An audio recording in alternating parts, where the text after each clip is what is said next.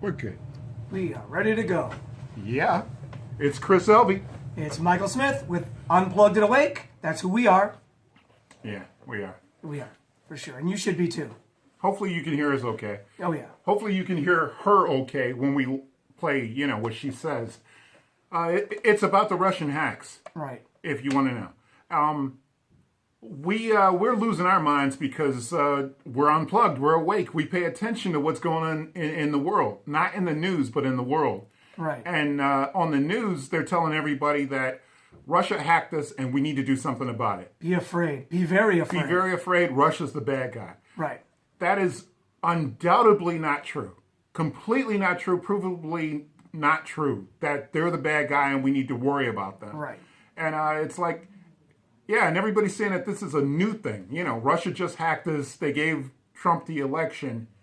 That's the big point. They gave Trump the election. This is brand new and we need to do something about it. But before the election, yes, before Trump won, somebody already had a problem with Russia. Somebody already wanted to go to war with Russia. Right. Let's play the video, shall we? Oh, you ready? We're ready. All right. Hopefully you can hear this. Yes. If not, we'll reiterate anyways.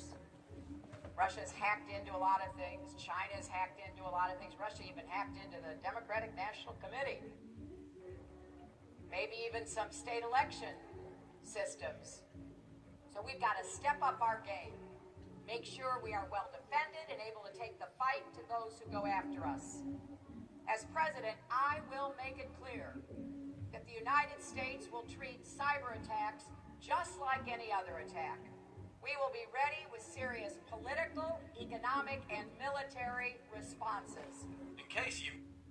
So did you hear what she just said?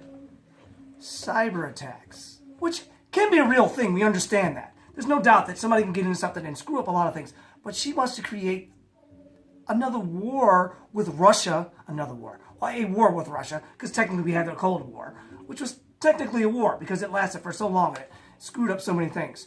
She literally wants to start war. She still wants to do it. You know why she wants to do it. Wait, when was that? In August. In August? Last year. In August. Yep. Yeah. And she was probably saying stuff even months and months before that. I'm sure we can go back in the archives and find out what she's been. She was and still is a warmonger. Like we said before in our other videos. Trump may do something, but she's already done some horrible things.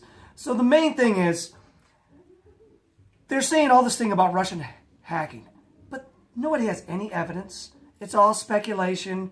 And why would they be saying that, Michael? I don't know, but wait. What do you mean no evidence? All of the agencies say that, they did it. Exactly. They say they got anonymous tips that, it was them. So it was them. Disqualified. Well, that's exactly what they said when we invaded Iraq. Exactly. Before we invaded Iraq, they said we had a lot of sources that told us things, and they were anonymous sources, and they couldn't really prove any of it. No.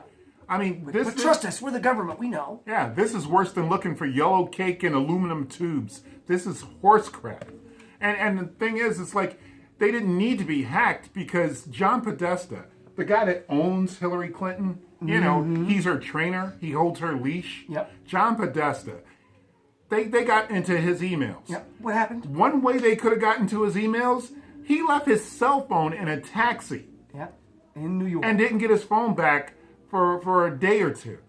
And that's not enough. It's like, okay, maybe they got in his phone then, maybe they didn't. But he fell for a phishing scam. Yeah. John Podesta went on his internet, like everybody does on your phone, and he got a pop-up that said, hey, we need you to put your password in because we don't have it. Something happened. Right. He put his password in. Dummy. He did it.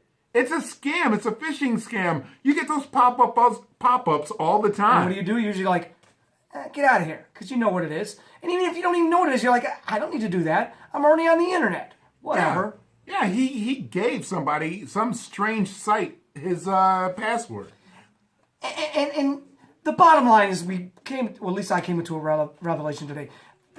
Why would they keep spreading these stories about Russian hacking? I mean, we already know that the media is corrupt. So why not just keep pushing the narrative? Because hey, the American people are watching us.